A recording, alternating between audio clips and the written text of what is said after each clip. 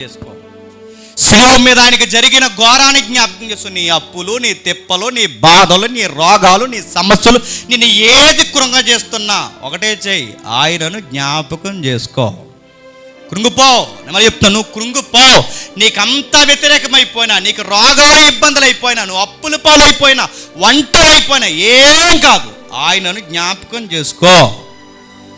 ఒక్క పౌలుని తీసుకెళ్లి జైల్లో పడేసినంత ధైర్యంగా నువ్వు ఎట్టా ఉండగలగవయ్యా అని అడిగితే పౌలు అన్నాడు, ఆయనను జ్ఞాపకం చేసుకుంటున్నాను, బ్రతికితే ఆయన కోసమే బతుకుతాను. చెప్పండి, చనిపోతే ఆయన కోసమే చనిపోతాను. ఇప్పుడు బాగానండి, ఒక సంఘము, ఒక సగటు క్రైస్తవుడు, ఒక శిష్యుడు ఎప్పుడు వాడు స్ట్రాంగ్ ఉండాలి చెప్పినా, ప్రతిసారి నువ్వు జ్ఞాపకం చేసుకోవాల్సింది ఎవరిని చెప్పండి.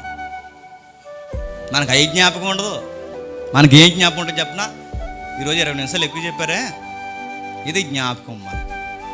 మన జ్ఞాపకాలు ఏంటి చెప్పినా, నీకు పనికిమాలిన విషయాలన్నీ జ్ఞాపకం వస్తాయి.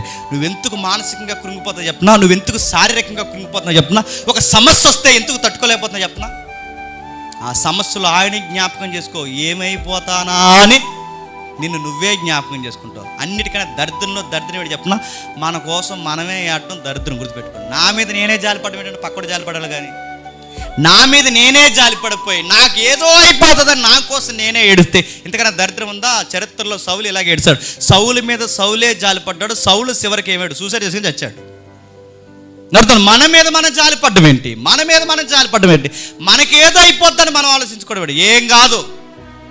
రోమపత్రిక అదే రాసిగా, శ్రమ అయినను, ఖడ్గమైనను, కరువైనను, హింస అయినను, బాధ అయినను, ఏదైనను క్రీస్తుతో నేనుంటే ఏది నన్ను ఏమీ చేయలేదు. ఆయన నుంచి నన్ను ఏది ఎడవాపు చేయను, ఆయనతో నేనుంటే ఏది నన్ను చెప్పండి బాధకు కృంగదీయను. అందుకే ఒక శిష్యుడు ఎవరిని జ్ఞాపకం చేసుకోవాలంటే ప్రభువుని జ్ఞాపకం చేసుకోవాలి. ఒక జీవితంలో నిండు కొండలా ధైర్యంగా ఎన్ని జరిగిపోయినా ఏమైపోయినా, బయటోడి సొసైటీలో బతకడానికి భయపడుతూ చచ్చిపోతున్నారు. అని గుర్తుపెట్టుకోండి, మనల్ని ఏది భయపడదు. మనం భయపడేది ఏదైనా ఉందంటే నా ప్రభు సహవాసం తెగిపోద్దేమో అని భయపడాలి తప్ప దేనికి మనం భయపడడానికి చెప్పండి వీళ్ళు. మోసే అదే కదా కొడుకున్నాడు, ప్రవ్వా నన్ను ఎలా తీసుకెళ్ళమంటా ప్రవ్వా, ఏం చేయమంటా ప్రవ్వా అంటే అప్పుడు అన్నాడు దేవుడు, నా సన్నిధి నీకు తోడొస్తుంది, వెళ్ళిపో. 20 లక్షల మందిని మోసే ధైర్యంగా నడిపించగలడంటే మోసేలో ఉన్న క్యాపబిలిటీ అనుకుంటే సరిపోదు. మోసే వెనక ముందు ఎవరు ఆవరించారు చెప్పండి, చెప్పండి, చెప్పండి. ఆ దూత ఆయన పేరు చెప్పండి, క్రీస్తు.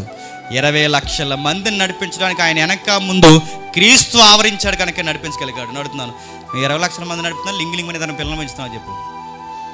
2 పిల్లల మీద నీ తల ప్రాణం తోకొచ్చేస్తుంది. బోడి చిన్న ఉద్యోగం చేయడానికి ఎన్ని డొక్కు కబుర్లు చెప్తావో. ఒక్క పిల్లోని కానీ తర్వాత వాడిని సాకడానికి నీ అడుగుతున్నా, నీ ఎవ్వరమంతా అడిగి ఖర్చు పెడేస్తుంది.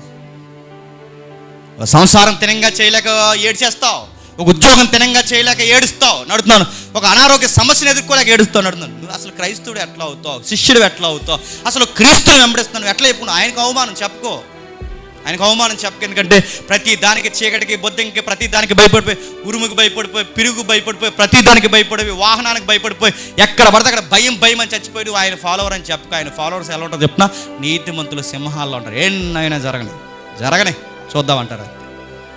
ఎలా వస్తుందా ధైర్యం అంటే, నేను క్రైస్తుని ప్రాక్టీస్ చేస్తున్నాను, క్రీస్తుని వెంబడిస్తున్నాను. అందుకే క్రీస్తుని గురించి చెప్తున్నాడు చూడండి. ఆయన ఎందుకు ఒక సగటు క్రైస్తవుడు, ఒక శిష్యుడు ఎందుకు జ్ఞాపకం చేసుకోవాలంటే, క్రైస్తవ జీవితం సముద్రపు అలల్లాగా లెగుస్తూ పడుస్తూ అంటే పడతాది లెగిస్తుంది అంటే ఏదో ఒక బాధ, ఇది పోతే ఇది అంటే ఒకటి పోతే ఒకటి రెడీగా ఉంటాయి మనకి. అలాంటి టైంలో నేను స్ట్రాంగ్గా నిలబడాలి అంటే చెప్పండి, నా ఎనర్జీ ఎవరు చెప్పండి? క్రీస్తు క్రీస్తు క్రీస్తు క్రీస్తు. అందుకే వాళ్ళ పత్రికలు కానీ, వాళ్ళ ప్రసంగాలు కానీ, వాళ్ళు ఏం మాట్లాడినా సెంటర్ పాయింట్లు ఎవరిని పెట్టుకున్నారో తెలుసా? క్రీస్తు.